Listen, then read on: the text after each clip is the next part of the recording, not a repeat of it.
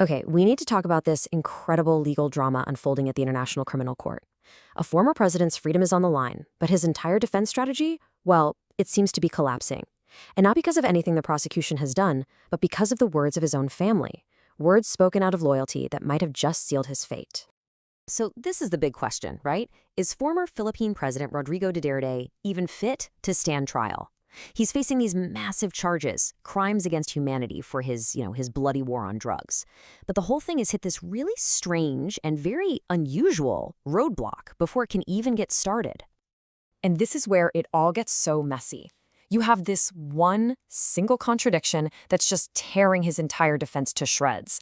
I mean, on one hand, you have his lawyers making a formal claim that he's in severe mental decline. But on the other, his own children are out there in public telling a completely different story. All right, so first, let's break down the official argument coming from Duterte's legal team.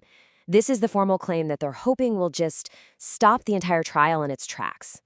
So back on August 18th, the defense filed a motion, and you've got to understand what this means. They're not claiming he's innocent. No, they're arguing that he is fundamentally unable to even understand the charges against him or, to help them build his own defense. I mean, the picture they're painting here is pretty stark. They describe a man with a deteriorating cognitive condition, someone who they claim is so impaired by his age and by being in detention that he just can't process evidence or effectively participate in his own trial anymore. But here's the kicker. At the exact same time this legal claim was being made, a completely different narrative started to emerge from the people closest to him, his own children. And yeah, their public statements have thrown a massive wrench into the defense's plans. And the contradiction here, it is just stunning. The defense claims a deteriorating cognitive condition, while his family tells the media Mr. Duterte is okay. The lawyers argue he's unfit for trial, but his family says he even joked. He's supposedly struggling to assimilate evidence, yet he's quoted as having no regrets and being willing to face the consequences. I mean, these two stories just cannot exist at the same time. And according to legal experts like ICC lawyer Joel Boutian, this isn't just a minor issue.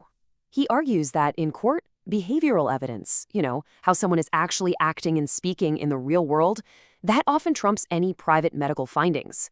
In other words, what his family says he's doing could be way more powerful than what his doctors say he can't do. So this contradiction didn't just undermine the defense. Oh no, the prosecution seized on it, flipping the family's statements into their most powerful weapon.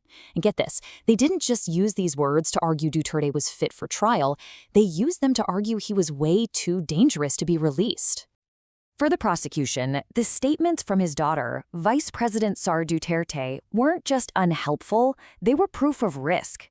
They argued her words demonstrated a really clear pattern of defiance and an intent to obstruct justice. And the prosecution's argument really began right here. By framing a legal arrest as a kidnapping, they argued she was publicly delegitimizing the entire process and basically signaling contempt for the court's authority. Then she took it a step further, calling the act of bringing him to the court illegal. For the prosecution, this wasn't just political talk. This was a public declaration that they don't intend to comply with the rule of law. But this was the statement that really set off alarm bells. She publicly mentioned joking about breaking her father out. Now, whether she was serious or not, the prosecution entered it right into the record as evidence of a mindset that's willing to subvert justice by any means necessary. So you see the pattern they're building, right? With each statement, the prosecution's case got stronger.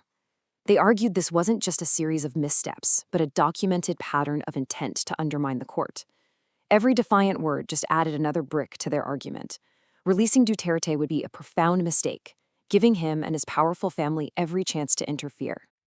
And then came what I'm calling the boomerang moment.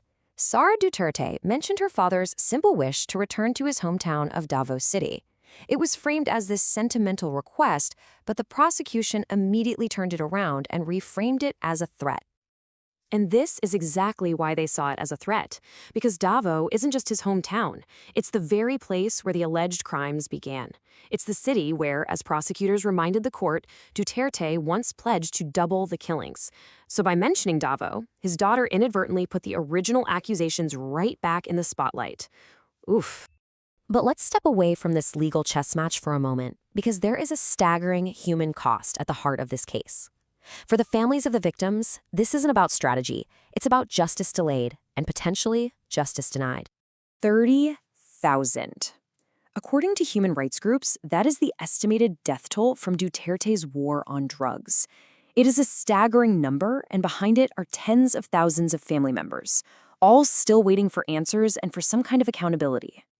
From the perspective of the victims and their lawyers, this claim of poor health isn't a legitimate legal argument at all. It's a familiar delaying tactic.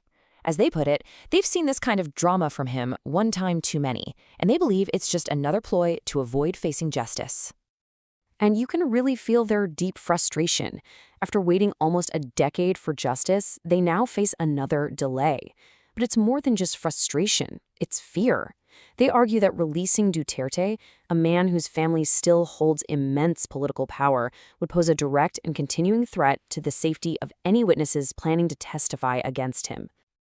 And so the International Criminal Court is left in this truly bizarre position. It has to weigh a doctor's confidential report against a daughter's very public words.